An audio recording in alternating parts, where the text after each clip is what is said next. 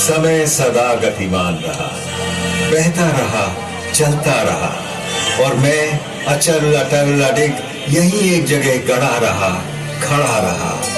पर फिर भी हम साथ थे, क्योंकि समय के अनादि अनंत अखंड अछेद अभेद अनवरत प्रवाह को मैंने अपने इसी स्थान से, थान से, ठौर से सतत सनातन निरंतर देखा है। इसी थान से मैंने थानेश्वर महादेव या स्थानेश्वर को इस धर्म क्षेत्र में आते देखा है। इसी स्थान से मैंने सारी सृष्टि के रचयिता प्रजापति ब्रह्मा को विष्णु जी की नाभि से स्वयं सर्जित होते देखा है।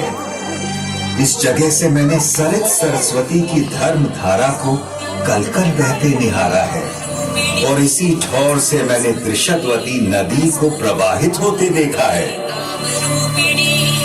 यहीं गड़े खड़े मैं साक्षी रहा हूं ब्रह्मा जी के ब्रह्म सरोवर बनाने और उसमें नहाने का। यहीं से मैंने सन्निध सरोवर में 7 सरस्वतियों को समाहित होते अवलोकित किया है, और इस ज्योतिसर से तो मेरा जन्म का नाता है। इस सरोवर के किनारे जन्म लेकर, इसके जल से सिंचित होकर, इस वट वृक्ष ने, इस पुरातन पवित्र पावन ब्रह्मावर्त में मैंने वेदों को अवतरित होते और पुराणों को विरचित होते देखा है। फिर अष्टांग धर्म स्थापित करने वाले सत्यनिष्ठ दानी दयालु प्रतापी राजा कुरु के समय मैंने इस क्षेत्र, इस धर्म क्षेत्र को कुरुक्षेत्र कहलाते भी देखा है। भरत कुल और पुरु वंश के वंशज राजा कुरु का समय ऋग्वेद का काल कहलाता था, जब आर्यों के इसी उत्तरवेदी ब्रह्मवेदी आर्याना में अपौरुषेय वेदों का अवतरण हुआ। इस पवित्र भूमि ब्रह्मावर्त में मैंने सहस्त्राधिक हवन कुंडों की यज्ञाग्नि में मंत्रोच्चार के साथ होत्र की समिधा पढ़ते और पूरी धरती को सुगंधित धूम्र से सुवासित होते भी देखा है। फिर कुरुराज के प्रपौत्रों कौरवों और पांडवों के समय मैंने इसी कुरुक्षेत्र को युद्ध क्षेत्र में बदलते देखा है। केवल 5 पद तो मांगे थे पांडु पुत्रों ने, पानीपत, सोनीपत, बागपत, तिलपत और इंद्रपत, पर जब 5 गांव देने से भी मना कर दिया धृतराष्ट्र के पुत्रों ने, तो युद्ध अवश्यम भावी हो गया था। एक ऐसा युद्ध जिसने एक वंश, एक नगर, एक राज्य, एक राजधानी, एक देश, एक संस्कृति, एक युग नहीं, पूरे भारतवर्ष को महाभारत नाम की रक्त रंजित मृत्यु और महानाश के मुख में धकेल दिया था।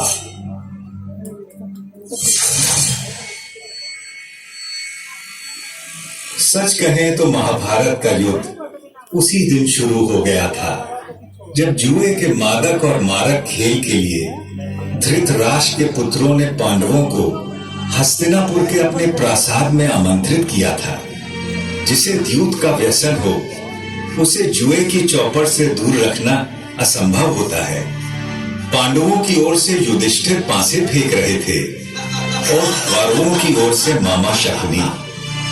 एक एक कर सारे गांव गांव धन धान्य और संपत्ति पांडव हारते चले गए। दूसरे भाइयों ने बड़े भाई को आगे खेलने से रोकने के अनेक यत्न किए, किंतु जैसे ही युधिष्ठिर मानने को होते, शकुनी उन्हें और उकसा देता। ऐसा कैसे हो सकता है कि पांडवों के बड़े राजकुमार के पास एक भी दांव लगाने के लिए कुछ भी न हो? और कुछ तो होगा, कोई रथ घोड़ा, दास दासी, चाकर भृत्य, स्त्री। हाँ, एक चीज है मेरे पास, मेरी पत्नी द्रौपदी, मैं उससे दांव पर लगाता हूँ। भैया, द्रौपदी कोई वस्तु नहीं, हम पांचों की पत्नी है वो। फिर कैसे आप उसे? ठीक है अर्जुन, तुम उसे जीत कर दांव पर तो नहीं लगा सकते ना। आप पासा फेंक के युधिष्ठिर, इस बार जीत निश्चित आपकी ही होगी।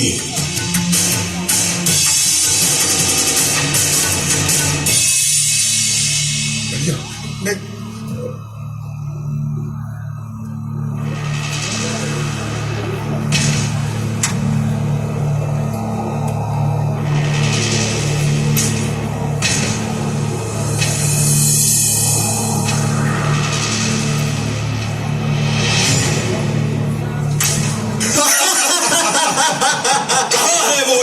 द्रौपदी, सुशासन, उसे इस दरबार में ले आओ। दुनिया तो देखे कि मैंने आज क्या जीता है।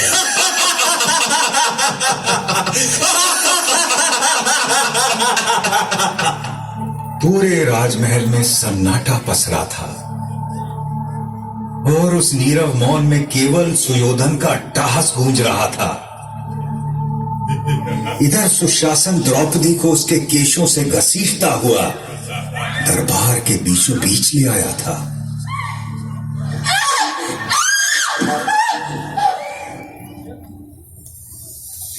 पांच पतियों की पत्नी पांचाली, उस दिन तो तुम्हें ठीक से देख नहीं पाया था, किंतु आज तुझे देखकर मैं अचंभित हूं रूपवती द्रुपद कन्या।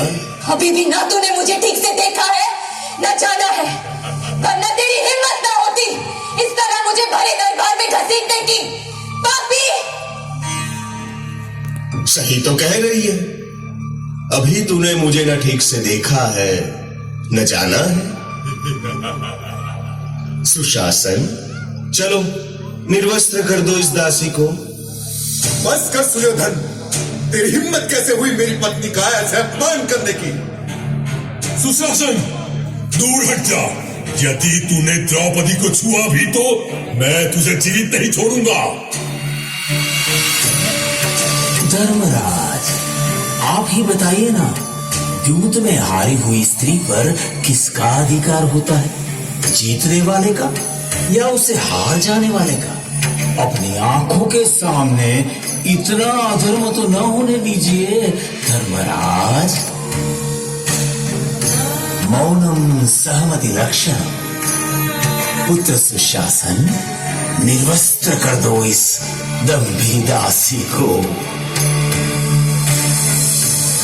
कैसा पाप किया है आपने धर्मराज? अपनी पत्नी को मनुष्य नहीं, एक सूक्ष्म संपत्ति समझकर दांव पर लगा दिया। रोको इन्हें अर्जुन। पितामह भीष्म, आप तो हमारे कुल के सबसे बड़े हैं, रोको ना ये पाप। गुरुवर्य द्रोण, क्या यही सिखाया है आपने आपके शिष्यों को कि इस सभा में एक भी वीर आज एक नारी के अपमान को रोकने के लिए आगे नहीं आ रहा? पिता धृतराष्ट्र, देखिए ये क्या हो रहा है आपके सामने। अंधे हैं, वो कैसे देखेंगे? पगली, देखेंगे तो हम आज तुझे। रुको इसे सुयोधन, वरना आज के बाद आने वाली पीढ़ियां तुझे सुयोधन नहीं दुर्योधन के नाम से जानेगी।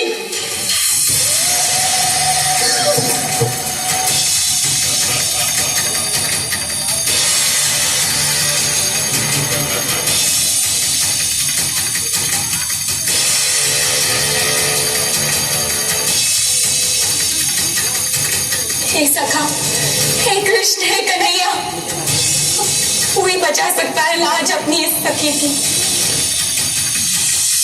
शंख चक्र गदा पाणि द्वारिका निलयाच्युत गोविंद पुंडरीकाक्ष रक्ष मां शरणागतम्।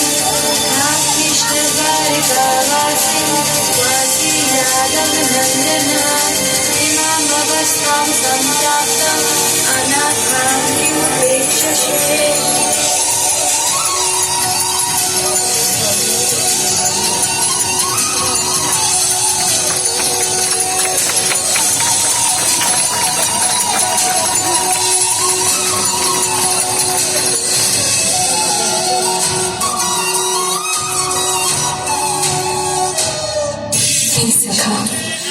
इतनी देर क्यों लगाती? तूने ही तो गलती की मुझे दूर द्वारिका से बुलाने की। यदि तू कहती मेरे मन बसिया कृष्ण, तो मैं तो तेरे पास ही था, तेरे साथ ही था, तुझ में ही था सखी।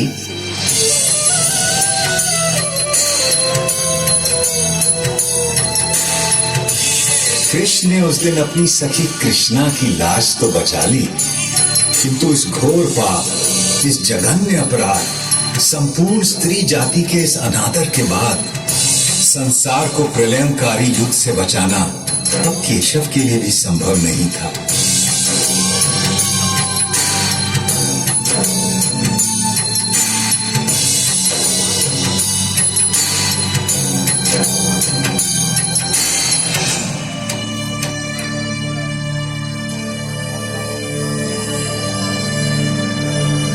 कुरुक्षेत्र को युद्ध क्षेत्र बनाने की तैयारी में तमाम जंगल जलाए जाने लगे, पेड़ काटे जाने लगे। सौभाग्य से पता नहीं कैसे मैं उस दिन बच गया, या दुर्भाग्य से, क्योंकि अगले 18 दिनों में जो नरसंहार, जो रक्तपात, जो छलबल, जो नृशंस हत्याएं, जो मूल्यों का हनन, जो मानवता का पशुवत चेहरा मैंने देखा, उससे अच्छा था कि मुझे भी काट डाला गया होता या जला दिया गया होता।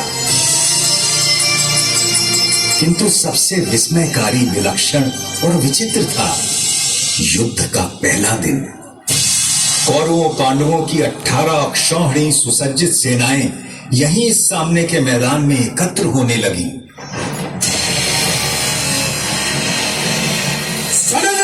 खड़क खड़क पर्चों की चमक चमक, बाणों की किरणों में ढालों की चमक चमक चमक।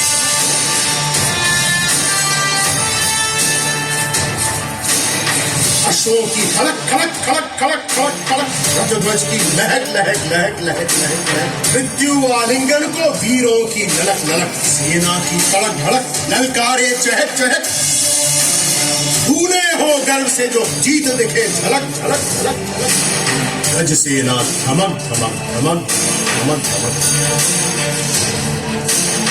अग्नियस्त्र धधक धधक धधक धधक। जय जय जय गौरव कहीं पांडव जय घोष धड़क, जय जय जय गौरव कहीं पांडव जय घोष धड़क, जय जय जय गौरव कहीं पांडव जय घोष धड़क।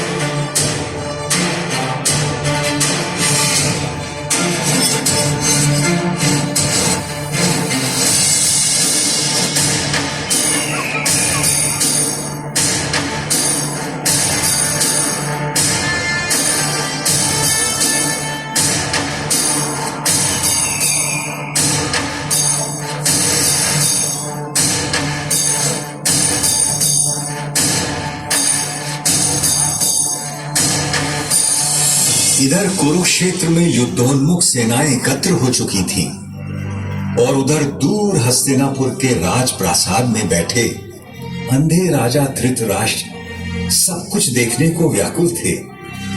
देखना तो दुर्भाग्य से असंभव था जन्मांध राजा के लिए, किंतु कदाचित उनके अंधेपन की प्रतिपूर्ति के लिए ही उनके रथवाहक संजय को दिव्य दृष्टि का वरदान था, जिससे वो दूर की चीजों को देख सकते थे। व्यथित धृतराष्ट्र ने संजय से पूछा, क्या कर रहे हैं? धर्म क्षेत्र कुरुक्षेत्र में जब मेरे और पांडु के बेटे युद्ध के लिए एकत्र हो गए हैं, तो संजय उन्होंने क्या किया है?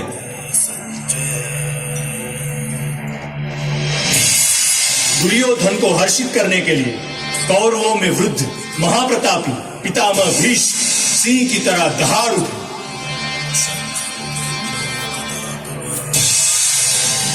और उन्होंने युद्ध का शंख फूंक दिया है। रणभेरियां, ढोल, मृदंग और रणसिंगे एकाएक बज उठे हैं। दूसरी ओर श्वेत अश्व वाले बड़े रथ में आरूढ़ धनुर्धर अर्जुन और उनके सारथी माधव कृष्ण बैठे। उन दोनों ने भी अपने अपने दिव्य शंख पांचजन्य और देवदत्त बजा दिए। उधर भीम ने अपना पौंड्र शंख बजाया तो युधिष्ठिर ने अनंत विजय में फूंक मार दी। पांडवों की ओर से और भी अनगिनत शंख बज उठे हैं स्वामी, और उनके विस्फोटक कोलाहल आकाश धरती कंपित हो उठे। और आपके पुत्रों के साथियों और समर्थकों के हृदय भी कांप गए हैं महाराज। जब पांडु पुत्र अर्जुन ने देखा कि अस्त्र शस्त्र चलने ही वाले हैं, तो उसने भी अपना धनुष गांडीव उठा लिया। किंतु तभी एक विचित्र बात हुई। अर्जुन ने अपने सारथी ऋषिकेश कृष्ण से कहा कि वो उनके रथ को दोनों सेनाओं के बीचों बीच ले जाएं, ताकि वो देख सकें उन्हें किस किस से लड़ना है, किन्हें मारना है, किन पर विजय प्राप्त करनी है, और अच्युत उनका रथ लेकर आगे बढ़ चले हैं।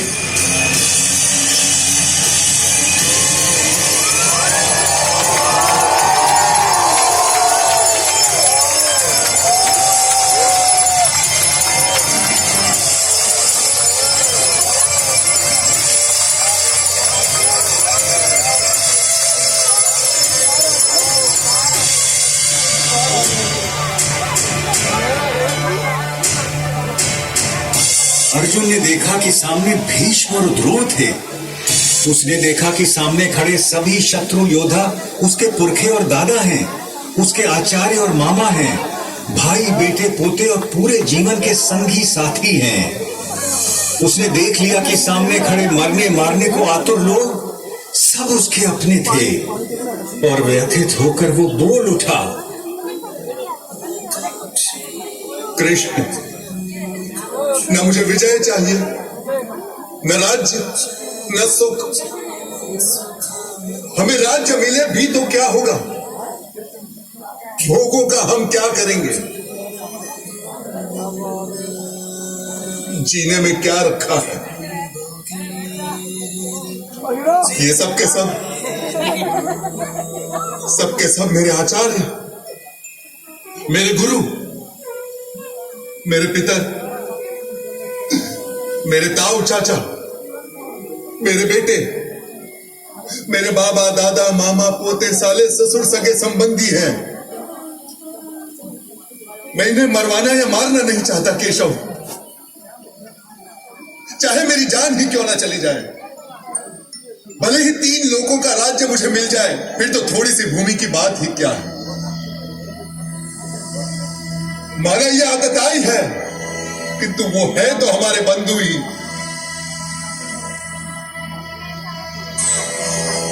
अपने कुटुंबियों को मारकर माधव हम सुखी कैसे हो सकते हैं?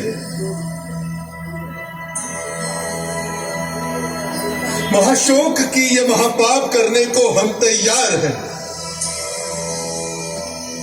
राज्य और सुख के लोभ में हम अपने ही लोगों की हत्या करने को उतारू हो गए।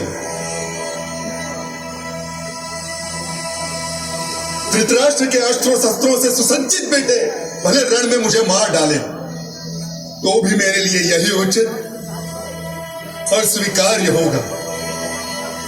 अर्जुन की ये विषाद योग दशा देखकर उसके सारथी श्री कृष्ण कदापि चिंतित नहीं हुए, बल्कि उसकी बातें सुनकर ऋषिकेश कृष्ण कुछ हंस पड़े और अर्जुन से बोले,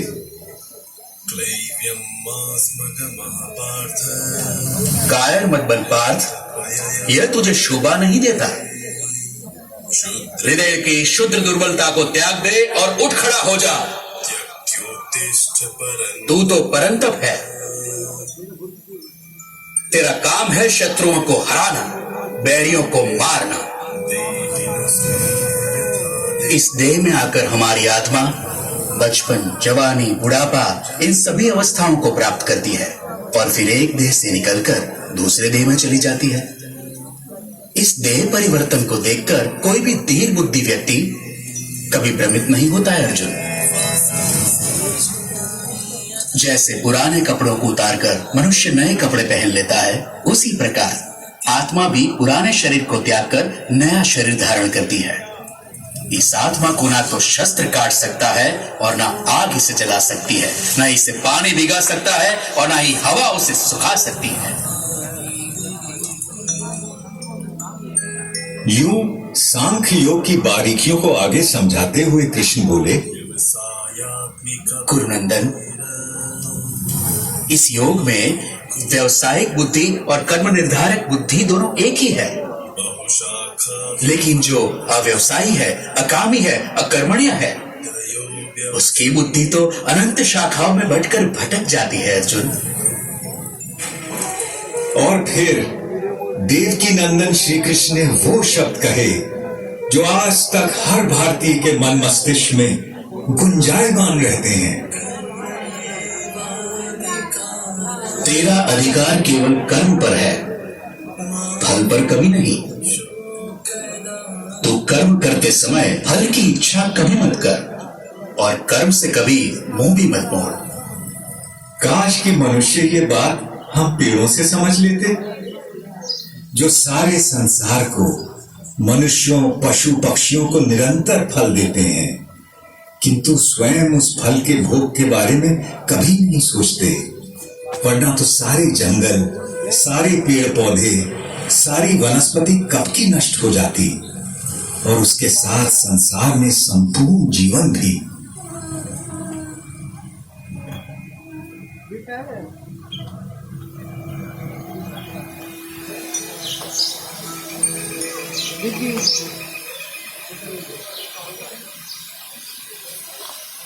आपकी बातें मिली जुली सी हैं जनार्दन, और आप मुझे भ्रमित कर रहे हैं। कृपया निश्चित करके कोई भी एक बात कहे जिससे कि मेरा कल्याण हो देवकी नंदन। और आपका जन्म तो कई युगों के बाद हुआ था, सतयुग, त्रेता युग। फिर आप सब कैसे जानते हैं कि आरंभ में ये सब कहा गया था? भरतवंशी अर्जुन,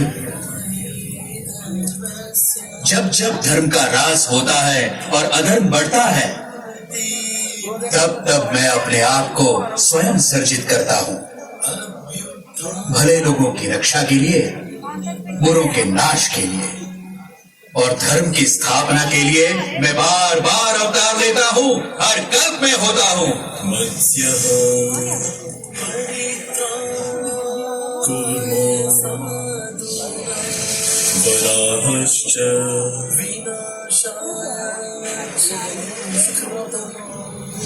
नृसिंहोऽवतः वामनः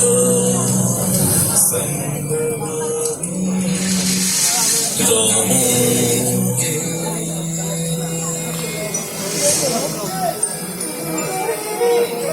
रामश्च चतुर्दशः। अर्जुन के सीधे संशय के बाद भगवान ने उसे ध्यान योग के बारे में इस प्रकार बताया। श्रद्धावान, खोजी और इंद्रियों को जीत चुके व्यक्ति को ही ज्ञान प्राप्त होता है, और ज्ञान प्राप्त होने के बाद उसे शीघ्र ही परम शांति मिल जाती है। हे कृष्ण, आपने कर्मों से संन्यास की और फिर कर्मों के योग की भी प्रशंसा की। इनमें से सचमुच कौन सा हितकारी है? कृपया निश्चित करके मुझे समझाइए।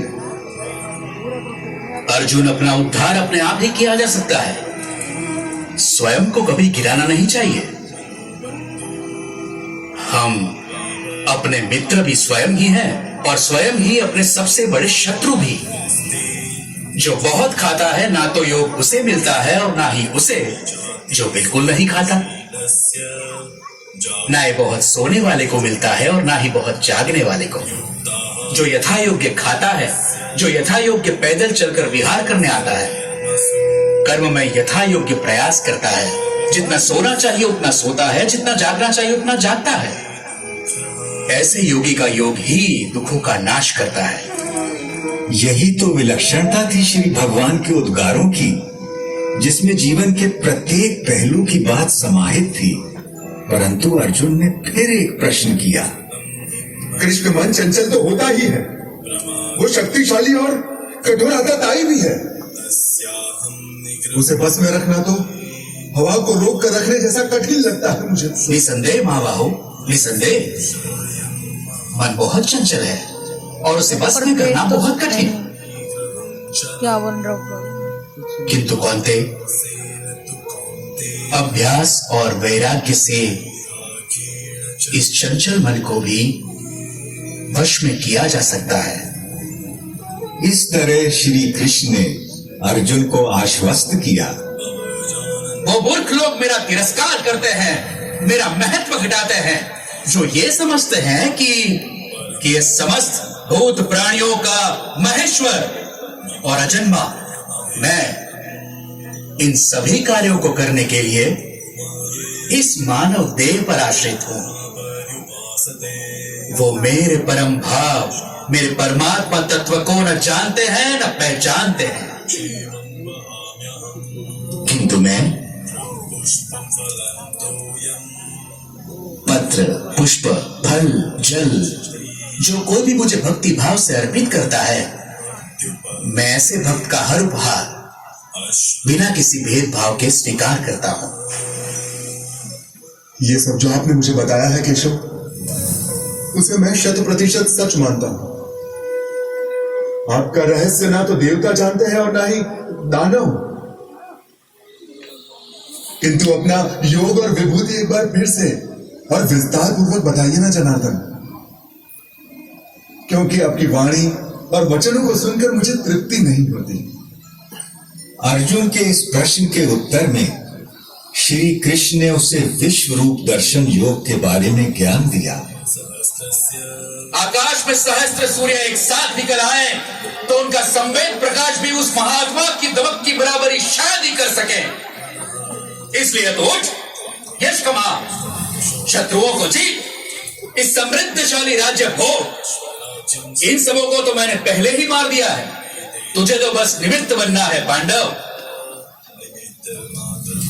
मेरे पास केवल वो लोग आ सकते हैं जो अपने समस्त कर्म मुझे अर्पित कर देते हैं, जो मेरी ओर उन्मुख हो, जो मेरे भक्त हो, जो इस संसार के सभी भूत पदार्थों और प्राणियों के प्रति शत्रुहीनता की भावना रखता हो, केवल वो ही मुझे प्राप्त कर सकता है। पार्थ, शनय शनय अर्जुन का मन कुछ स्थिर होने लगा और जिज्ञासु होकर उसने श्री कृष्ण से पूछा कि कुछ भक्त हमेशा सतत उनकी उपासना करते रहते हैं और अन्य उनको अक्षर और अव्यक्त मानकर उनकी उपासना करते हैं। अब प्रश्न यह है कि उन दोनों में से वो स्वयं किसको अच्छा योगी मानते हैं। भगवान ने बड़े धीरज से उत्तर दिया, मेरा वो भक्त मुझे प्रिय है जो द्वेष नहीं करता, जो समस्त भूत पदार्थों और प्राणियों का मित्र है, जो सब पर करुणा करता है, जो निर्मम है, निर्मोही है, निरंकार है, जिसमें मैं नहीं, जो अपने को कर्मों का कर्ता नहीं मानता, जो सुख और दुख दोनों को एक समान समझता है, जो क्षमा से भरा हुआ है। मेरा वो भक्त मुझे प्रिय है जो संतोषी है, सदा योगी है, आत्मा को जीतने वाला है, इरादों का पक्का है और मन बुद्धि सब मुझ पर अर्पित करता है। जनार्दन, बहुत से लोग जो शास्त्र में बताए गए तरीके से हटकर पूजा यज्ञादि करते हैं, उनकी आस्था कैसी है? भारत, सबकी श्रद्धा अपने अपने व्यक्तित्व और स्वभाव के अनुरूप होती है। मनुष्य श्रद्धा का पुतला है, जिसकी जैसी श्रद्धा होती है वैसा ही वो होता है। अब अर्जुन ने एक अंतिम प्रश्न किया, महाबाहु, ऋषिकेश, केशिनी शूदन, मैं संन्यास का और त्याग का तत्व भी जानना चाहता हूं। इनमें से सचमुच कौन सा हितकारी है, यह भी समझना है मुझे। कवि, मेधावी और विद्वान एक बात अच्छी तरह से जानते हैं कि संन्यास उन कर्मों का परित्याग है जो फल की कामना से किए जाते हैं, और दूसरे विवेचक सभी कर्मों के फल के त्याग को ही त्याग मानते हैं। सात्विक कर्ता वो है जिसमें आसक्ति नहीं होती, जो अहमवादी नहीं होता, जो धैर्य और उत्साह से भरा होता है, जो काम के पूरा होने ना होने में सिद्धि असिद्धि में भी निर्विकार रहता है। इसलिए हे पार्थ, तो सभी धर्मों का त्याग करके मेरी शरण में आ, मैं तुझे सब पापों से मुक्त कर दूंगा। तू शोक मत कर। पांडव श्रेष्ठ महाबाहु अर्जुन। अच्युत, आपकी कृपा से मेरा भ्रम नष्ट हो गया है, स्मृति वापस लौट आई है, संदेह दूर हो गए हैं, और अब मैं दृढ़ हूं कि अब से आपका कहा करूंगा। अर्जुन के मन से विषाद, करुणा, ग्लानि, शंका और निराशा छूमंतर हो गए और अर्जुन ने अपना गांडीव उठा लिया और प्रत्यंचा तान दी। अब महाभारत होने को कोई नहीं रोक सकता था।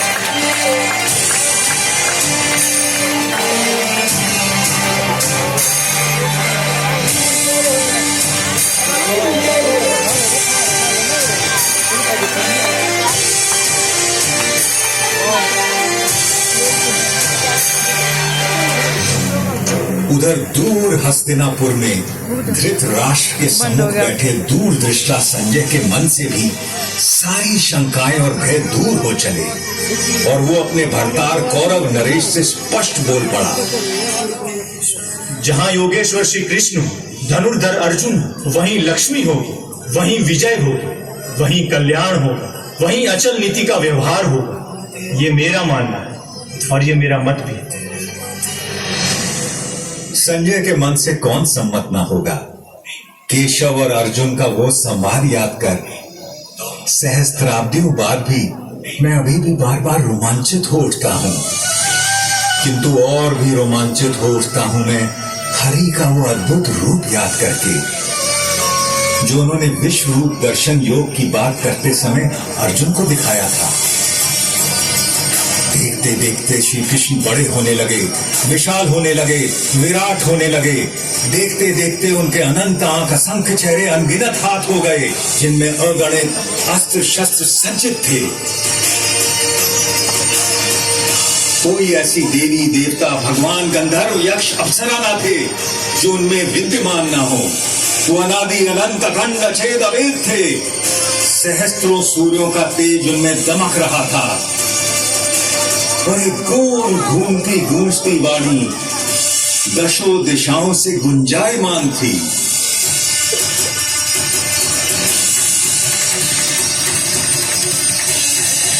मैं अक्षर हूँ, अनिर्देश्य हूँ, अव्यक्त हूँ, सर्वज्ञ हूँ, चिंतन से परे कूटस्थ हूँ, अचल हूँ, ध्रुव हूँ।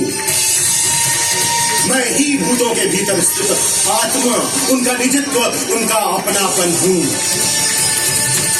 आदित्यों में मैं विष्णु, प्रकाशपुंजों में सूर्य, मारुतों में मारीची, नक्षत्रों में चंद्र, वेदों में सामवेद, देवताओं में इंद्र, इंद्रियों में मन, प्राणियों में चेतना, रुद्रों में शंकर, यक्षों में कुबेर, वसुओं में अग्नि, पर्वतों में मेरु, पुरोहितों में बृहस्पति, सेनापतियों में स्कंद, जलाशयों में समुद्र, महर्षियों में भृगु, वाणी में ओम, यज्ञों में जप, अजल पदार्थों में हिमालय, पेड़ों में अश्वत्थ, देवर्षियों में नारद, गंधर्वों में चित्ररथ, मुनियों में कपिल, अश्वों में उच्चैःसवा, गजों में ऐरावत, मनुष्यों में राजा, हथियारों में वज्र, गौओं में कामधेनु, जन्मदाताओं में कामदेव, नागों में वासुकी, पशुओं में सिंह, पक्षियों में गरुड़, मछलियों में मगरमच्छ, पवित्रकर्ताओं में पवन, ऋचाओं में बृहत्साम, छंदों में गायत्री, ऋतुओं में वसंत, नदियों में गंगा, शस्त्रज्ञों में राम, विद्याओं में आध्यात्म, सृष्टियों का आरंभ, अंत, मध्य मैं ही हूँ। कभी समाप्त होने वाला काल भी मैं हूँ पार्थ। सबका हरण करने वाली मृत्यु मैं हूँ। भविष्य में होने वाले जन्मों का कारण भी मैं ही हूँ। मैं विश्व तो मुख हूँ। ये पूरा विश्व मेरा मुख है।